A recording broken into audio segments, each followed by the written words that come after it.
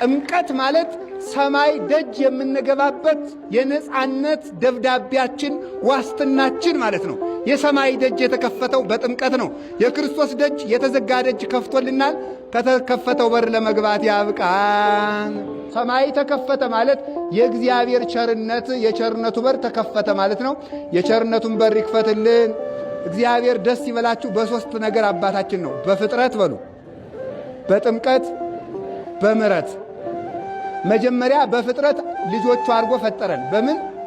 በፍጥረት በሉ እንጂ ኃጢአት ሰርተ ኃይሌ ብርታቴ ክብሬ ሞገሴ ኃይሌ ብርታቴ ክብሬ ሞገሴ የዘላለሙ የአብርሃሙ ሥላሴ የዘላለሙ የአብርሃሙ ሥላሴ ተመረጠች ነፍስ